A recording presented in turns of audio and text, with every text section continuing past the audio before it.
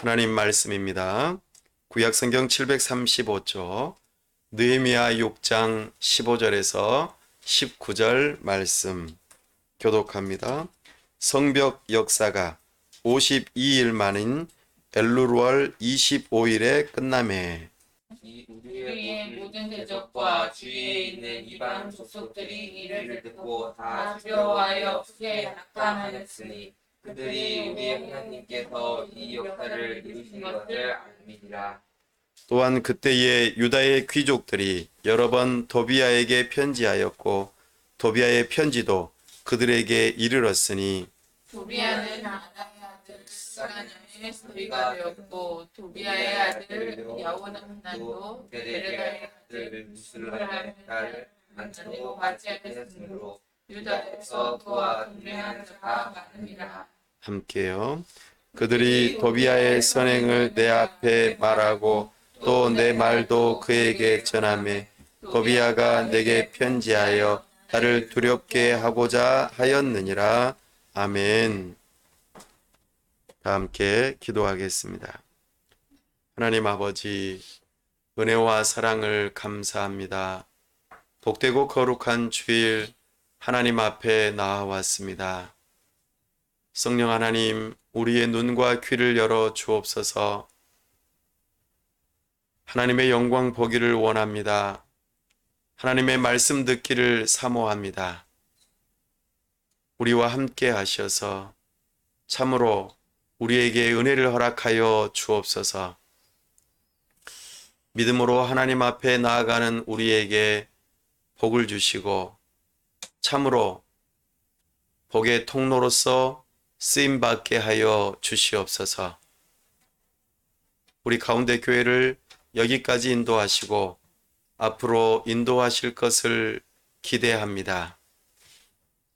우리 하나님께서 동역자들을 붙여주시고 적당한 지역에 우리 하나님께서 교회를 세우게 하여 주시고 우리 하나님께서 예비하신 모든 것들을 믿음으로 바라보며 한 걸음 더 나아갈 수 있도록 은혜 베풀어 주시옵소서.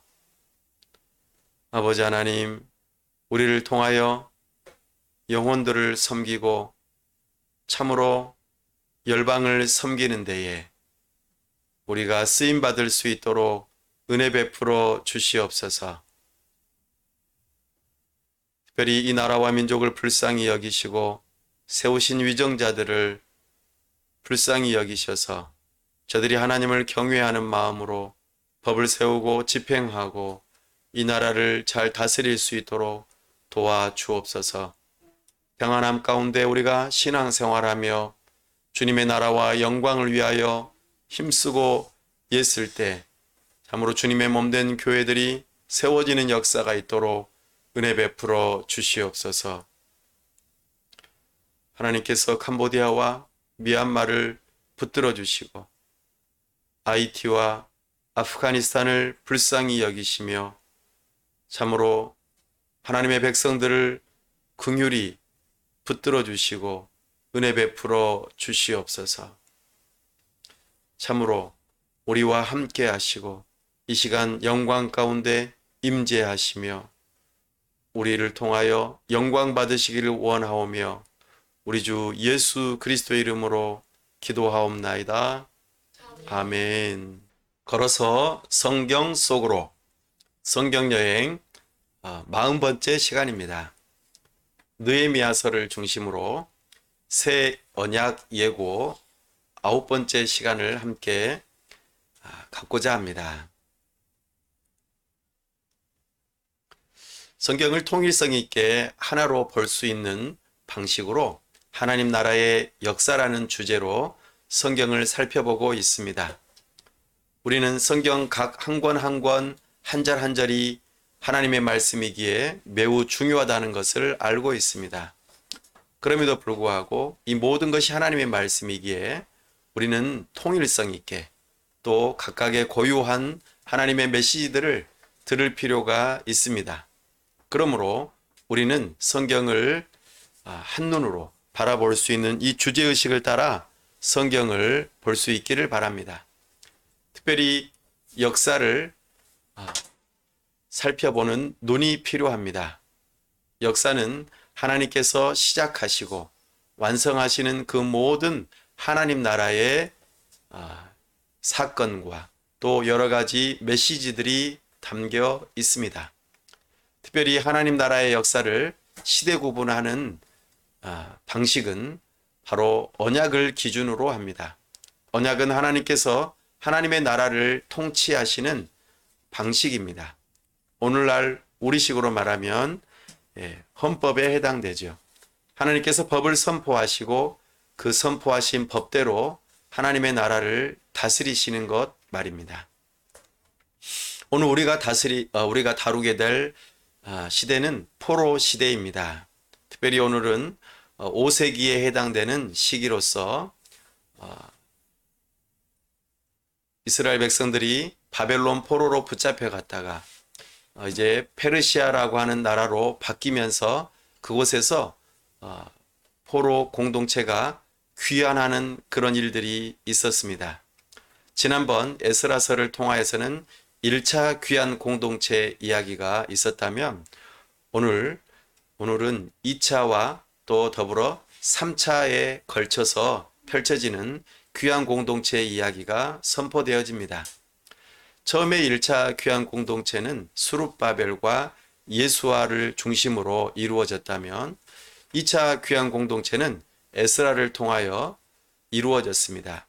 그리고 오늘 3차 귀환 공동체는 에스라와 더불어 느헤미야가 함께 이 일의 중심이 되고 있음을 우리는 바라보고 하나님 나라의 전체 역사 가운데 오늘 그 느헤미야서의 시점이 어떠한 시점인지 살펴보고 이것이 오늘 우리에게 어떠한 의미로 다가오는지 살펴볼 수 있기를 바랍니다. 하나님께서는 언약을 성취하시면서 하나님의 나라들을 이루어 가십니다. 과거 창조 언약부터 아담 언약, 노아 언약, 아브라함 언약, 모세 언약, 다윗 언약 이 모든 언약들이 선포되어지고 그 선포되어진 언약들이 성취되어지며 또한 더욱더 발전되어지고 그리고 오늘 우리가 다루는 본문에서도 이런 내용들이 동일하게 곳곳에 스며들어 나타나고 있음을 발견합니다.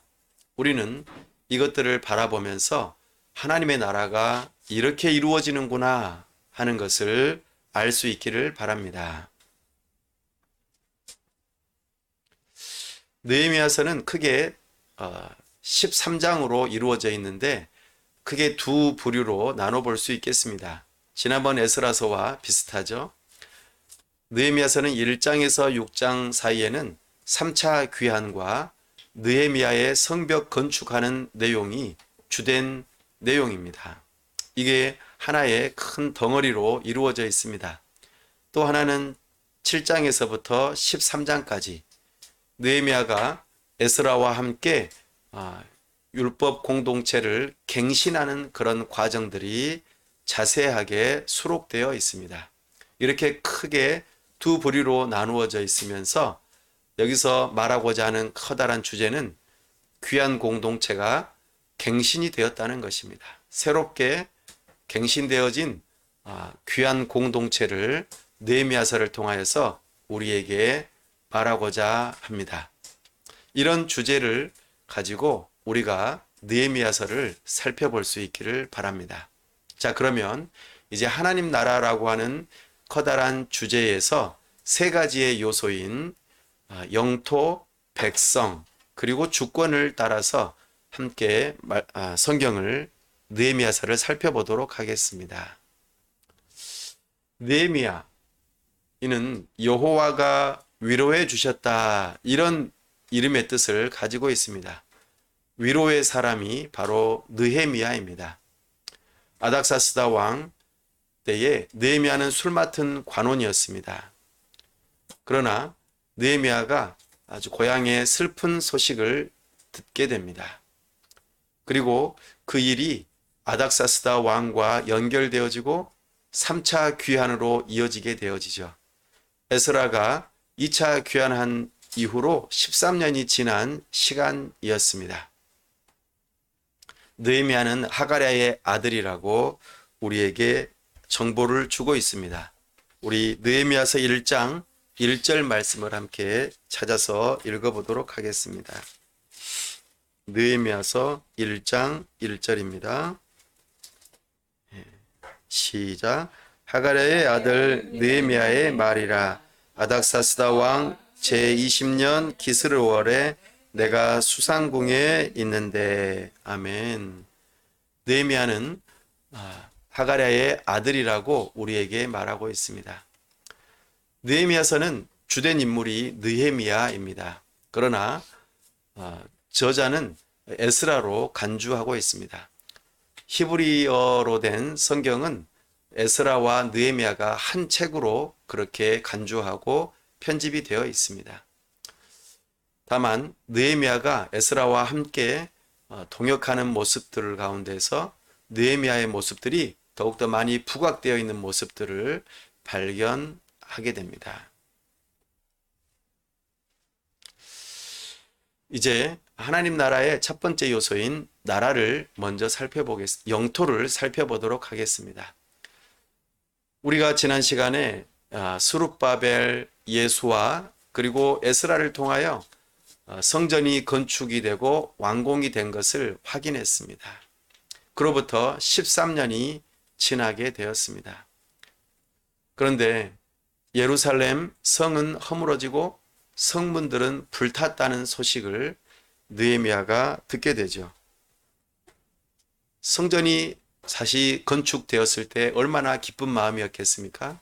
그러나 그 이후로 고향의 모습이 참으로 안타까운 모습을 우리에게 보여주고 있습니다. 1장 3절 말씀 한 번 더 낭독합시다. 시작. 그들이 내게 이르되 사로잡힘을 면하고 남아있는 자들이 그 지방 거기에서 큰 환난을 당하고 능욕을 받으며 예루살렘 성은 허물어지고 성문들은 불탔다 하는지라. 아멘. 느헤미야는 슬픈 소식을 듣습니다. 이것은 굉장히 위험한 소식이기도 합니다. 왜냐하면 성벽의 역할을 우리가 잘 이해하면 공감이 될 것이기 때문입니다. 성벽은 당시에 보호하는 역할을 했습니다. 아무리 많은 군사가 있어도 성벽이 무너지면 소용이 없습니다. 결국에는 성벽이 무너지면 성을 빼앗기게 되는 것이고 결국에는 그 안에 살고 있는 많은 사람들이 위험에 처하게 된다는 것을 알기 때문이죠. 성벽 안에 성전과 또 여러 집들이 지어지고 그래서 사람들이 어느 정도 살고 있고 예배하는 일도 있지만 성문이 불타버리고 성벽이 허물어져 있다면 적들이 언제든지 공격할 수 있고 그리고 무방비 상태에서 큰 위험 가운데 있다. 우리의 집문을 활짝 열어놓은 것과 같은 그런 상태라는 것이죠. 그러니 지금 느헤미야가 이 소식을 들었을 때에 얼마나 마음이 무거웠을까요? 그래서 참으로 지금 하나님의 나라가 이루어지는 그 상황 가운데에서 지금 예루살렘 성문과 성벽이 불타고 허물어지고 있음을 우리는 발견합니다. 이 부분이 아닥사스다 왕과 연결점이 되어졌습니다. 왜냐하면 느헤미야가 아닥사스다 왕의 신하로서 술 맡은 관원이었기 때문입니다. 술 맡은 관원, 이것은 왕의 음식을 관장하고 담당하는 관원이라는 뜻입니다. 당시에는 왕의 음식에 독을 타서 왕을 해하려고 하는 일들이 많았기 때문에 상당히 신뢰할 만한 사람에게 이런 일들을 맡기게 되었습니다. 느헤미야는 어쩌면 아닥사스다 왕에게 상당한 신임을 얻었던 사람으로 여겨집니다. 특별히 아닥사스다 왕과 대화 가운데에 이 문제가 드러나게 되었고 느헤미야는 기도하는 중에 이것을 아닥사스다 왕에게 보고합니다.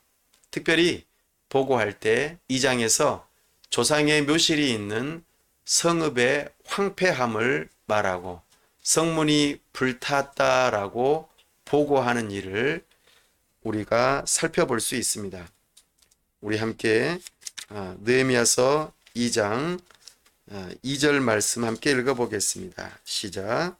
왕이 내게 이르시되 내가 병이 없거늘 어찌하여 얼굴에 수심이 있느냐 이는 필연 내 마음에 근심이 있음이로다 하더라. 그때에 내가 크게 두려워하여. 아멘. 왕의 음식을 다루는 자가 근심이 컸다. 이것은 뭔가 문제가 있다는 것을 의미하고 자칫 잘못하면 느헤미야는 오해를 받아 죽음의 위기에 처할 수도 있습니다. 그러나 느헤미야는 이때에 아주 지혜롭게 말하죠. 조상들의 묘실이 있는 성읍이 황폐하게 되었다 말합니다. 왜 이렇게 표현했을까요?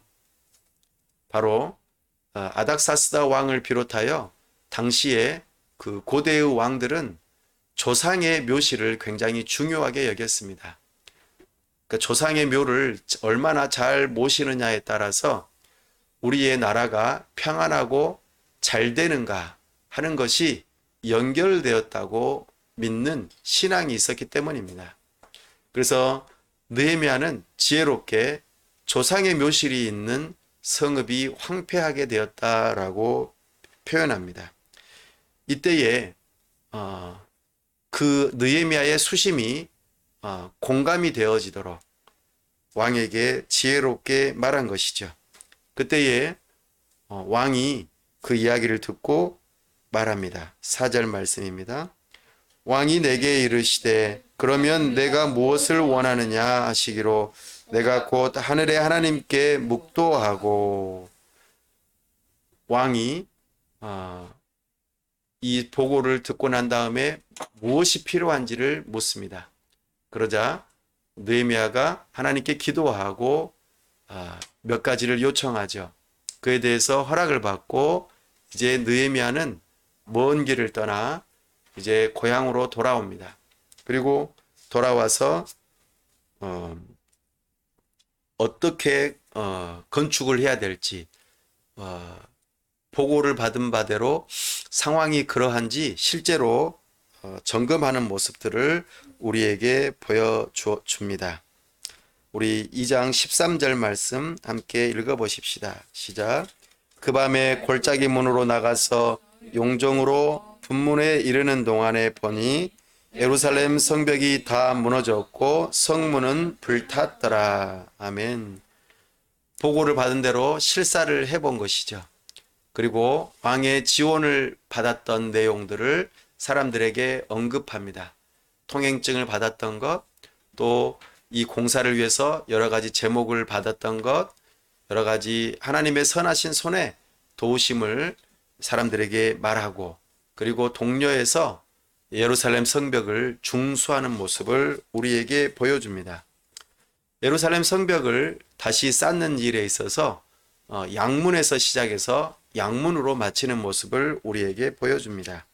양문이라 하면 하나님께 제사 드리는 그 일을 위해서 성전으로 나아갈 때 양이 통과하는 문이라는 뜻입니다. 우리 3장 1절 함께 읽어보겠습니다. 시작. 그때에 대제사장 엘리야십이 그의 형제 제사장들과 함께 일어나 양문을 건축하여 성별하고 문짝을 달고 또 성벽을 건축하여 한메아 망대에서부터 하나넬 망대까지 성별하였고. 아멘. 이렇게 쭉 성벽을 둘러싸서 계속해서 진행하고 그 앞에서 살고 있는 사람들이 자기의 앞에 있는 집 앞에 있는 성벽들을 쌓는 모습들을 보여주고 있습니다. 이 일에 적극적으로 참여하는 사람들, 그렇지 않는 사람들의 명단들도 다 공개되고 있음을 보게 되죠.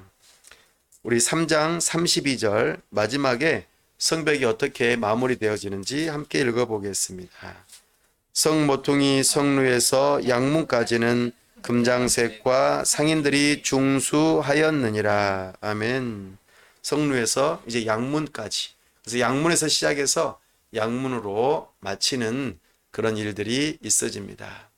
이렇게 예루살렘 성벽과 또 성벽의 중간중간에 성문들이 완공이 되어지는 모습을 오늘 우리가 읽었던 본문 6장에서 나타나죠. 6장 15절 말씀 함께 읽어보겠습니다. 시작. 성벽 역사가 52일 만인 엘루월 25일에 끝나매. 아멘. 이제 성벽을 착공한 지 52일 만에 이 일이 완공이 되어졌습니다. 하나님의 다스리심에 그 통치의 영토로서 성전이 있는 곳과 그 성전을 보호하는 성벽이 쌓아지고 있는 모습을 우리에게 보여줍니다. 이것이 느헤미야서에 나타난 영토에 해당되는 모습입니다.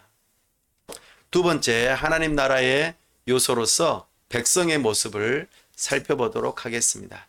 특별히 느헤미야라고 하는 지도자의 모습에 초점을 많이 맞추어 보려고 합니다. 첫 번째로 하나님 나라의 백성 중에서 기도하는 지도자의 모습을 우리가 발견합니다. 우리 느헤미야서 1장으로 다시 되돌아가 볼까요? 느헤미야가 슬픈 소식을 들었을 때에 어떤 반응을 보였는지 1장 4절 말씀 함께 낭독합니다. 내가 이 말을 듣고 앉아서 울고 수일 동안 슬퍼하며 하늘의 하나님 앞에 금식하며 기도하여. 아멘. 예루살렘의 슬픈 소식을 듣고 울면서 하나님 앞에 금식 기도를 하는 모습을 발견합니다. 하나님께서 세우신 지도자는 소식을 듣고 나쁜 소식을 듣고 낙심하는 것이 아니라 하나님 앞에 기도로 나아갑니다. 하나님께 도움을 구합니다. 자신들의 잘못된 것들을 용서를 구하고 나아가 하나님의 이름을 기억하고 하나님께서 우리와 맺으신 언약을 기억하게 하며 하나님의 도우심을 구하는 그 모습을 보여주고 있습니다. 나아가 이 일을 해결하기 위해서는 왕의 도움이 필요하다는 것 또한 기억하였습니다. 그래서 느헤미야는 하나님께 도움을 구하며 11절 말씀 이렇게 기도합니다. 시작. 주여 구하오니 귀를 기울이사 종의 기도와 주의 이름을 경외하기를 기뻐하는 종들의 기도를 들으시고 오늘 종이 형통하여 이 사람들 앞에서 은혜를 입게 하옵소서 하였나니 그때 내가 왕의 술관원이 되었느니라. 아멘. 당시에 왕은 다른 별장에 가 있었습니다. 별궁에 가 있었죠.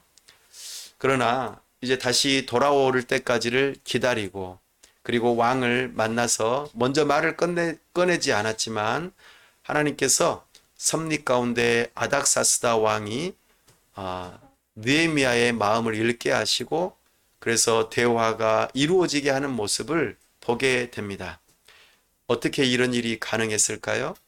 네, 바로 기도하는 지도자이기 때문입니다. 우리는 하나님께 기도해야 합니다. 기도할 때 하나님께서는 역사하십니다. 비록 하나님을 경외하지 않는 사람일지라도 하나님께서는 그 사람의 마음까지 주관하신다는 것을 기억하시기 바랍니다. 그래서 아닥사스다 왕이 느헤미야에게 무엇을 해주기를 원하느냐라고 물을 때에 느헤미야는 또 한 번 더 기도하죠. 하나님께 묵도했다. 그리고 하나님께서 이렇게 도와주셨다라고 하는 것을 이제 이스라엘 백성들에게 나누고 있습니다. 자, 우리 느헤미야서 2장 17절 18절 말씀을 함께 읽어보겠습니다. 시작. 후에 그들에게 이르기를 우리가 당한 곤경은 너희도 보고 있는 바라. 예루살렘이 황폐하고 성문이 불탔으니 자 예루살렘 성을 건축하여 다시 수치를 당하지 말자 하고 또 그들에게 하나님의 선한 손이 나를 도우신 일과 왕이 내게 이른 말씀을 전하였더니 그들의 말이 일어나 건축하자 하고 모두 힘을 내어 이 선한 일을 하려 하매. 아멘. 느헤미야의 이름의 뜻이 격려하는 사람이었습니다. 여호와께서 격려하신다. 느헤미야는 왕의 지원을 받은 일을 사람들과 함께 나눕니다. 또한 하나님의 선하신 손이 도우신 일을 또한 나눕니다. 그러면서 성벽 건축을 하자고 격려하고 위로하죠. 바로 하나님께 기도하는 지도자는 이렇게 격려하고 위로하며 함께 일하자고 앞서서 나아가는 지도자인 것을 바라보게 됩니다. 이것이 하나님 나라의 백성의 모습인 것을 우리는 기억하며 하나님께서는 우리를 지도자로 부르시고 지도자로서 이런 삶을 살아가라고 말씀하십니다. 더불어 지도자는 한 가지 더 참으로 어려운 일들이 겪어진다는 것 또한 우리는 놓쳐서는 안 될 것입니다. 우리 조금 전에 읽었던 바로 다음 절 2장 19절 말씀을 함께 먼저 읽어보겠습니다. 호론 사람 산발락과 종이었던 암몬 사람 도비야와 아라비아 사람 게셈이 이 말을 듣고 우리를 업신여기고 우리를 비웃어 이르되 너희가 하는 일이 무엇이냐? 너희가 왕을 배반하고자 하느냐 하기로. 아멘. 사람들이 반대할 수 있습니다. 참으로 선한 일을 하려고 할 때에 하나님의 뜻을 따라 순종하려고 할 때에 우리는 반대에 부딪힐 수 있습니다. 그럴 때 우리는 어떻게 해야 합니까? 그래, 이것은 우리가 해서는 안 될 일이야. 그래, 반대한다는 것은 잘못된 일이야 라고 생각하고 그만두어야 할까요? 아닙니다. 우리는 그만두어서는 안 됩니다. 하나님의 뜻이라면 우리는 결코 물러섬이 없어야 할 것입니다. 산발락과 도비야 또 게셈 여러 이방인들이 성벽을 건축하는 일들을 본격적으로 방해하기 시작합니다. 비웃기도 하고 업신여기기도 하고 우리는 좋은 일을 하려고 할 때에 누군가로부터 비방의 말을 듣게 되면 사람들은 금방 낙심하기 쉽습니다. 그러나 그래서는 안 됩니다. 다시 마음을 다잡고 일어나야 합니다. 그리고 전진해야 합니다. 이것이 반대에 직면하는 지도자의 모습입니다. 그래서 느헤미야는 이런 큰 어려움이 있을 때에 기도하면서 파수꾼을 두고 그 일들을 지속적으로 해나가는 모습을 우리에게 보여줍니다. 반대하는 자들이 얼마나 사람의 마음을 낙심시키는지 4장 3절 말씀을 함께 읽어보겠습니다. 시작. 암몬 사람 도비야는 곁에 있다가 이르되 그들이 건축하는 돌 성벽은 여우가 올라가도 곧 무너지리라 하더라. 아멘. 우리가 하는 일이 얼마나 어설프고 그리고 또 연약해 보이는지 여우가 올라가도 무너질 것이다. 이런 말을 들으면 금방 낙심이 되겠죠. 그러나 느헤미야는 이렇게 응수합니다. 4절 말씀 시작. 우리 하나님이여 들으시옵소서. 우리가 업신여김을 당하나이다. 원하건대 그들이 욕하는 것을 자기들의 머리에 돌리사 노략거리가 되어 이방에 사로잡히게 하시고. 아멘. 느헤미야는 오히려 기도하며 이 문제들을 해결하기 위해 애씁니다. 이것이 통하지 않자 그들은 이제는 물리적인 위협을 가하려고 합니다. 두려움을 주려고 하는 것이죠. 처음에는 비방하고 업신여기고 그래서 스스로 그만두게 하려고 했다가 이제는 그 말이 통하지 않자 두려움을 주려고 합니다. 공포스럽게. 그래서 무력 시위를 하는 모습을 우리에게 보여주죠. 그러나 느헤미야는 이 일에 포기하지 않습니다. 한 손에는 무기를 들고 한 손에는 작업 도구를 겸하여 잡으면서 열심히 일을 감당합니다.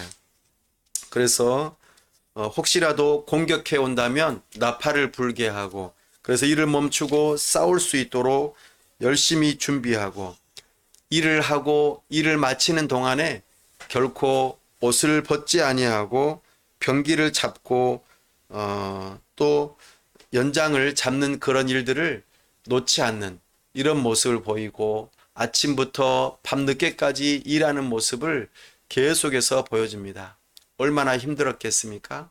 그러나 이 반대에 직면하는 지도자들은 결코 멈추는 일이 없습니다. 그런데 외부적인 적뿐만 아니라 내부적인 큰 어려움에 봉착하는 모습을 5장에서 발견할 수 있습니다. 5장 1절입니다. 시작. 그때의 백성들이 그들의 아내와 함께 크게 부르짖어 그들의 형제인 유다 사람들을 원망하는데. 아멘. 일이 52일 동안 이루어졌습니다. 생각해 보세요. 사람들이 먹고 살려면 농사도 지어야겠죠? 그런데 지금 성벽을 건축하는 일에 모두가 다 매달려 있으면 농사 짓는 일이 쉬울까요? 농사 짓는 일을 하지 못하게 될 것입니다. 그러면 여기 지금 돌아와서 살아가면서 어떤 사람들은 재물을 많이 가지고 있고 양식을 많이 가지고 있어서 형편이 나을 수도 있지만 그렇지 못한 경우들이 많다는 것이죠. 성벽 또한 무너지고 사람들이 계속해서 공격해 오고 그들의 가진 것들을 빼앗기는 그런 일들이 있었기 때문에 그들의 삶은 점점 더 어려웠을 것입니다. 그러니 자연스럽게 자기 동족에게 돈을 빌리기도 하고 먹을 것을 빌리기도 했을 것입니다. 그런데 그 빌려주는 사람들이 고리대금을 업을 한 것입니다. 이자를 아주 높게 쳐서 그 사람들에게 많은 것들을 요구하는 것이죠. 그런데 그것을 갚을 수 있는 능력이 없고 또 성벽을 건축하는 이 일에 집중하다 보니 그런 일이 어려워지게 된 것입니다. 그러면 어떻게 될까요? 돈을 갚지 못하니까 자기의 자식들을 종으로 팔아야 되고 심지어는 자기 자신들마저도 종이 되어야 하는 그런 입장이 된 것입니다. 이것을 듣고 느헤미야는 바로 화를 내지 아니하고 사람들, 특별히 유력한 사람들을 모으고 그 일들에 대해서 분명하게 말을 합니다. 그리고 고리대금업을 했던 것을 그만두고 그리고 다시 원상복귀시키며 참으로 정당하게 값을 받으라고 말하고 또 그 기간을 유예할 것을 요청하죠.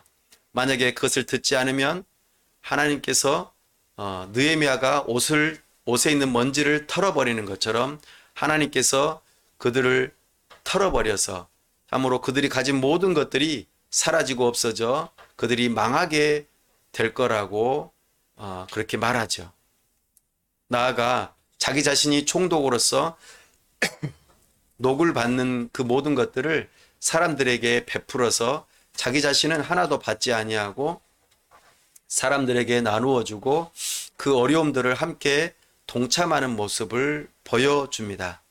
그래서 외부의 적보다도 내부적인 결속력을 무너뜨리는 이 큰 어려움에 직면했을 때 그 문제들을 적극적으로 나서서 해결하고 그리고 자기 자신의 것을 희생해 가면서까지 나누면서까지 이 문제를 해결하는 모습까지 보여주고 있습니다. 근데 여기뿐만 아니라 이제는 느헤미야가 거의 다 이제 성벽을 다 완공해 가는 그 시점에 이르게 되자 적들은 느헤미야를 아주 죽이려고까지 하죠. 그래서 느헤미야서 6장 말씀에 보면은 느헤미야의 최측근들을 매수하여서 거짓된 편지를 써서 느헤미야에게 보내게 하고 또 느헤미야가 그 편지를 읽고 약속된 장소로 나올 때에 느헤미야를 암살하려고 하는 그 시도를 하고 있는 모습을 우리에게 보여줍니다. 그러나 참으로 느헤미야는 이 계략에 빠지지 않고 하나님의 법을 따라서 또 지혜롭게 나아가 자기 자신의 자리를 지키면서 이 죽음의 위기를 극복하게 됩니다. 그 모습을 우리에게 보여주는 것이죠. 사랑하는 여러분, 우리가 위험에 직면해 있을 때, 그리고 타협을 요구하고, 그리고 그것으로 우리의 생명을 빼앗으려고 할 때, 우리는 어떻게 해야 할까요? 그때에 우리는 법을 지켜야 합니다. 무엇보다도 합법적으로 행동해야 하고, 하나님께서 원하시는 방법을 취해야 하고, 그리고 우리가 하려고 하는 그 일에 있어서 집중력을 가지고 일을 마치기에 힘써야 할 것입니다. 그렇지 않다면 우리는 우리 스스로 넘어지는 일을 겪게 될 것입니다. 그러니 우리는 이런 반대에 직면해 있을 때, 심지어는 목숨을 내놓아야 하는 그런 시기에 있을 때, 우리는 지혜롭게 넘어가지 않고 법을 지키면서 스스로를 지킬 수 있는 정말 반대에 직면하는 지도자의 모습을 보여주어야 하겠습니다. 그렇게 해서 성벽이 다 완공이 되어지고 이제는 하나님께서 느헤미야에게 지혜를 주셔서 감동하는 마음을 주셔서 사람들의 명단을 다시 한 번 더 기록하게 하는 모습을 우리에게 보여줍니다. 7장 5절 말씀을 함께 읽어보겠습니다. 시작. 내 하나님이 내 마음을 감동하사 귀족들과 민장들과 백성을 모아 그 계보대로 등록하게 하심으로 내가 처음으로 돌아온 자의 계보를 얻었는데 거기에 기록된 것을 보면 아멘. 인구조사를 한 번 더 해야 할 필요성이 느헤미야의 마음에 들어졌습니다.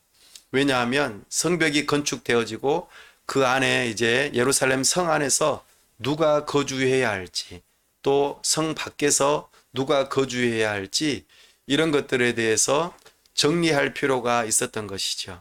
그래서 이것을 어떻게 해결할까라고 사람들을 모아서 지혜를 모을 때에 사람들이 과거의 에스라를 통하여 이 사람들의 명단이 기록되어 있음을 듣고 그 명단을 확보하게 되죠. 그리고 그 명단과 비교하면서 현재 있는 사람들을 다시 한번 인원 체크를 하게 되어집니다. 그리고 이스라엘 백성과 또 그 외에 이방인들과 구별 짓고 참으로 하나님의 백성들을 별도로 모으는 일들을 하게 되어집니다. 그래서 과거 에스라를 통하여 이방인과 하나님을 섬기지 않는 자들과 결혼하여 그렇게 해서 이스라엘 백성들이 하나님의 법에서 떠나게 했던 그 모습들을 그것들을 다시 한번 떠올리게 하면서 이스라엘 백성들을 구별되도록 그렇게 이끌어가는 모습을 보여줍니다. 이것은 에스라서 2장의 명단과 거의 동일한 형태로 나타나고 있음을 보여줍니다. 이렇게 이스라엘 백성들을 수요를 헤아리고 난 다음에 이제 성벽을 다 재건하는 일을 놓고 봉헌하기에 앞서 굉장히 중요한 일을 감당합니다. 바로 말씀으로 백성들을 이끄는 지도자의 모습을 보여줍니다. 이것이 느헤미야서 8장 1절에서부터 나타납니다. 우리 8장 1절을 함께 읽어보겠습니다. 이스라엘 자손이 자기들의 성읍에 거주하였더니 일곱째 달에 이르러 모든 백성이 일제히 수문 앞 광장에 모여 학사 에스라에게 여호와께서 이스라엘에게 명령하신 모세의 율법책을 가져오기를 정하매. 아멘. 수문, 물을 길어서 왔다 갔다 하는 그 문이 바로 수문입니다. 그 수문 앞이 광장이 하나가 있고 사람들이 모이기에 적당한 장소였음을 우리로 하여금 알게 합니다. 그곳에 특별한 단을 쌓고 거기에서 에스라가 토라를 낭독하죠. 그리고 주변에 레위인들이 함께 있어서 사람들에게 이것이 어떤 뜻인지 알려주는 성회를 열게 되어졌습니다. 그리고 초막절을 지키는 그 일들을 통하여 참으로 이스라엘 백성이 하나님의 말씀을 듣고 거기에서 회개하고 또 절기를 지키면서 하나님의 백성다운 면모를 하나하나 갖추어가는 모습을 우리에게 보여줍니다.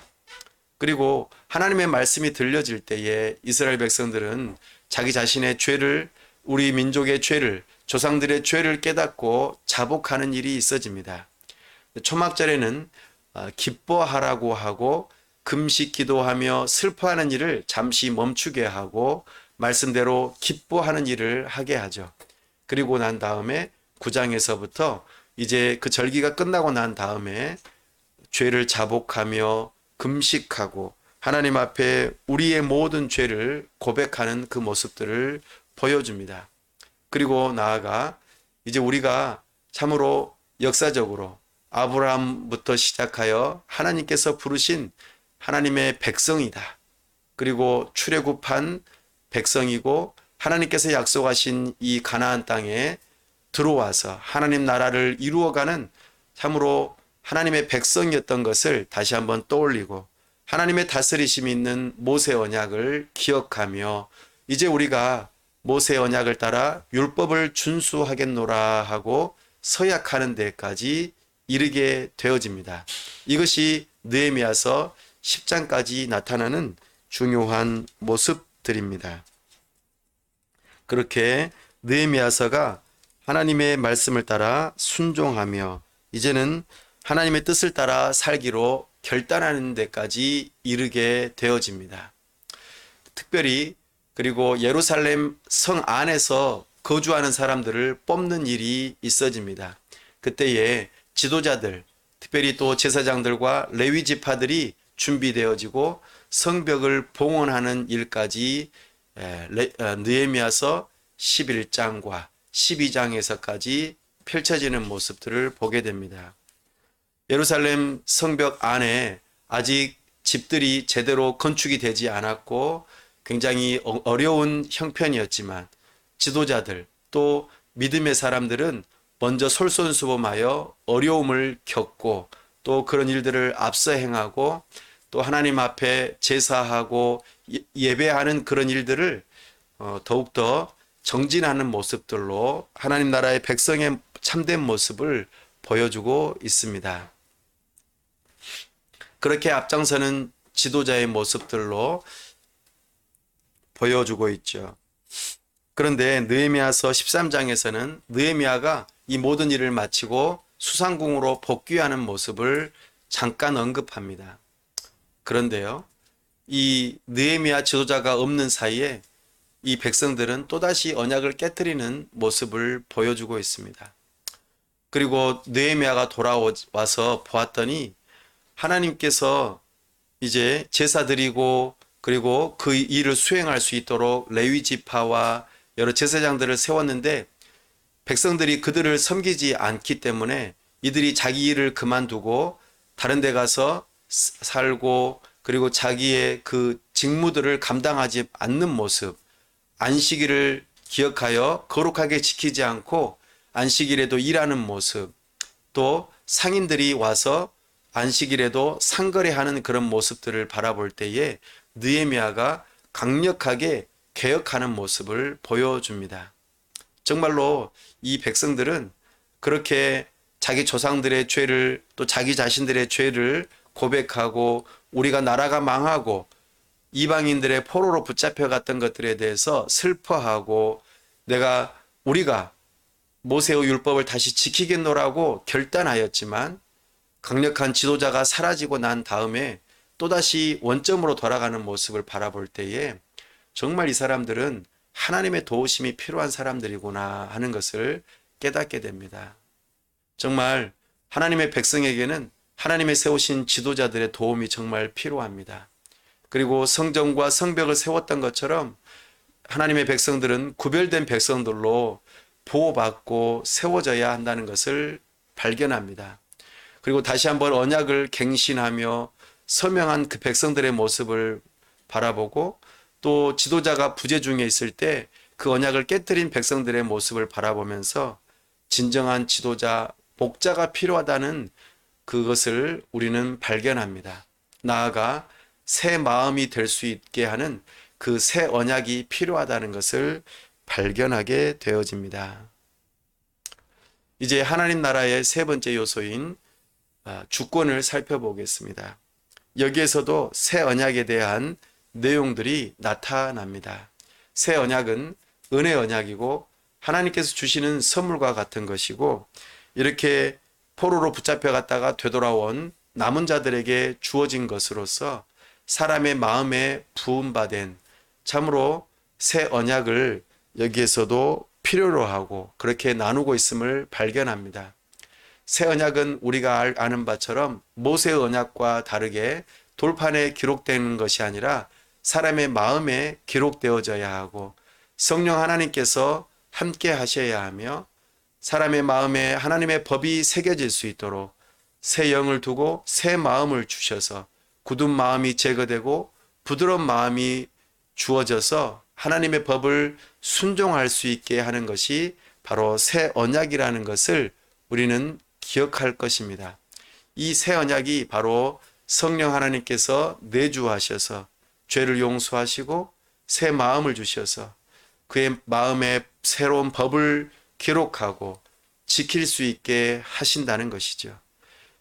그로 인하여 하나님을 아는 지식이 생겨나고 하나님을 떠나지 아니하며 하나님과 연합되어진 그런 하나님의 새로운 백성의 모습들을 갖추는 것이 바로 새 언약의 중요한 특징입니다. 오늘 우리가 느헤미야서를 통하여서 모세 언약의 갱신이 있었지만 그 한계가 분명히 있음을 발견하고 새 언약이 필요하다는 것을 우리가 느헤미야를 통하여서 발견하게 되었습니다. 그리고 그 새 언약의 체결자이신 메시아가 오실 때까지 성전과 성벽이 세워져서 특별히 이스라엘 백성들이 구별되어지고 보호되어져야 한다는 것을 느헤미야서를 통하여서 발견합니다. 사랑하는 여러분, 우리는 이렇게 하나님 나라의 세 가지 요소를 느헤미야를 통하여서 발견하였습니다.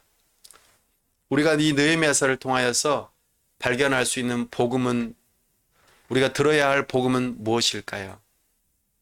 바로 이것입니다. 천지를 지으신 하나님을 이스라엘 백성은 찬양하였습니다. 또한 아브라함을 부르신 하나님께 감사하였고 출애굽의 구원을 이루신 하나님께 감사하였습니다. 나아가 모세의 율법을 어긴 죄를 고백하였고 땅을 빼앗기고 포로로 붙잡혀간 이를 인정하였습니다. 포로에서 귀환되어지고 성전과 성벽이 재건되어지는 그 지도자를 보내주신 것에 대해서 감사하고 함께 협력하였으며 이제는 우리가 하나님의 법을 잘 지키겠노라고 결심하였습니다. 그러나 지도자가 부재 중에 있을 때 이 백성들은 법을 어기고 하나님의 말씀을 소홀히 여기며 그렇게 하나님의 법과 상관없이 살아갔던 모습들을 발견합니다. 그러는 가운데에 이 느헤미야서를 통하여서 참된 목자가 필요하다는 것을 발견합니다. 에스겔서 34장 23절 말씀에 하나님께서 참된 목자, 참으로 이스라엘 백성들을 먹일 참된 목자 다윗의 자손 다윗을 일으키시겠다고 언약하셨던 것처럼 정말 참된 목자가 필요하다는 것을 느헤미야를 통하여서 발견하였습니다. 우리에게 참된 목자는 누구입니까? 바로 예수 그리스도입니다. 예수님께서는 요한복음 10장 11절 말씀에 양을 위하여 목숨을 버리는 선한 목자가 바로 자신이라고 말씀하셨습니다. 이것이 우리에게는 복음입니다. 창조주 하나님을 믿고 그리고 우리에게 참된 믿음을 허락하시며 모세의 율법을 따라 하나님의 백성답게 살아가도록 이스라엘 백성을 부르셨지만 이스라엘 백성들은 하나님의 법을 어기고 불순종하며 포로에 붙잡히고 그리고 그렇게 망하는 일까지 당했고 그것을 기억하면서 회개하였지만 도로 자신의 삶을 하나님의 법을 어기고 자기 마음대로 살아가는 삶으로 나아갔던 것을 발견합니다. 정말 참된 지도자, 양을 위하여 목숨을 버리는 선한 목자가 사람들에게는 필요합니다. 정말 우리에게도 필요하죠. 예수님만이 우리의 모든 죄의 문제를 해결하기 위하여 목숨을 버리시고 그리고 우리를 하나님께로 이끌며 참된 하나님의 백성, 새 언약의 백성으로 이끌어 주시는 분은 오직 한 분 예수 그리스도뿐임을 느헤미야서를 통하여서 우리는 발견합니다. 느헤미야서는 이런 참된 메시아, 선한 목자를 기다리고 소망하게 하는 말씀이 아닐 수 없습니다. 이 느헤미야서를 통하여서 우리는 참된 목자, 선한 목자, 우리를 위하여서 목숨을 버리신 예수 그리스도의 그 복음을 발견하게 합니다. 말씀을 정리합니다. 느헤미야서는 갱신된 귀한 공동체를 주제로 메시지를 주었습니다. 느헤미야가 귀한 공동체의 소식을 들었을 때에 귀한 공동체는 불완전한 귀한 공동체였습니다. 성전과 성읍을 보호할 성벽이 무너지고 성문이 불타버리는 그런 상황 가운데서 느헤미야는 재건의 사명을 받게 되어집니다. 느헤미야에게 이런 마음이 주어졌고 그 일을 할 수 있는 능력과 또 돕는 자가 붙여졌던 지도자였습니다.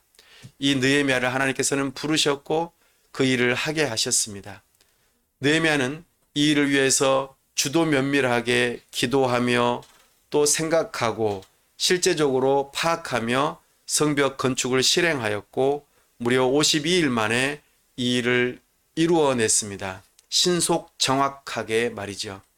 이런 선한 일을 할 때에 반대하는 내외부의 적과 문제들이 있었지만 이 모든 어려움들을 극복하고 이겨내는 모습을 보여주었습니다.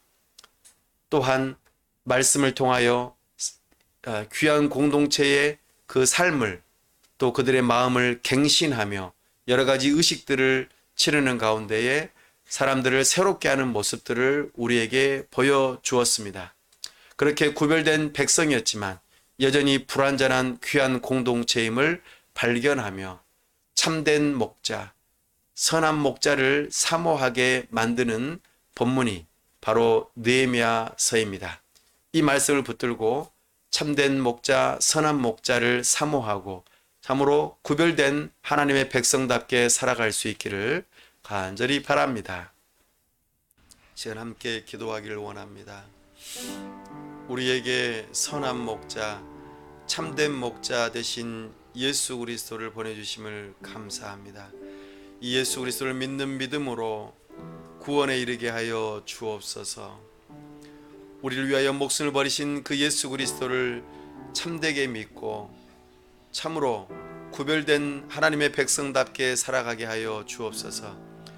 새 언약을 맺으시고 우리에게 성령을 선물로 주신 그분을 믿는 믿음으로 참으로 우리가 하나님의 말씀을 따라 순종하며 살아갈 수 있게 하여 주옵소서.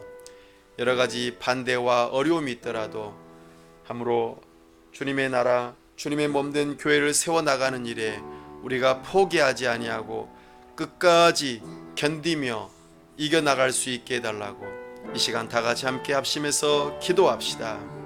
아버지 하나님, 이 시간 우리가 느헤미야서를 통하여 갱신된 언약 공동체를 바라보게 됩니다. 참으로 이 귀한 공동체가 부족하고 연약해 보이며 참으로 하나님의 도우심이 정말 필요한 공동체인 것을 발견합니다. 우리에게 정말 선한 목자, 참된 목자, 우리 주 예수 그리스도, 우리를 위하여 목숨을 버리신 우리의 구원주가 필요함을 발견하게 됩니다. 참으로 우리가 우리 주 예수 그리스도만을 믿고 의지하며 따라가게 도와주시고 우리의 마음에 부음받으신 성령 하나님을 믿고 의지하며 하나님의 말씀을 굳세게 붙들고 나아가는 하나님의 백성들 다 되게 하여 주옵소서. 주님께 구원받은 하나님의 백성답게 하나님의 약속의 말씀을 붙들고 끝까지 인내하며 견디게 하여 주시옵소서. 주님의 말씀을 따르는 자들 어려움을 당하고 반대를 당할지라도 이것이 당연한 일임을 기억하며 주님을 붙들고 의지하며 주님의 몸된 교회를 세우고 하나님의 나라를 이루는 데에 우리가 쓰임받을 수 있도록 주여 은혜 베풀어 주옵소서. 전도하며 하나님의 나라를 이루어가는 이 삶을 살아갈 수 있도록 은혜를 더하여 주시옵소서. 아버지 하나님께서 함께 하시고 은혜 베풀어 주시기를 원합니다. 도와주시옵소서. 주여 도와주시옵소서. 우리 주 예수 그리스도의 이름으로 기도하옵나이다. 아멘.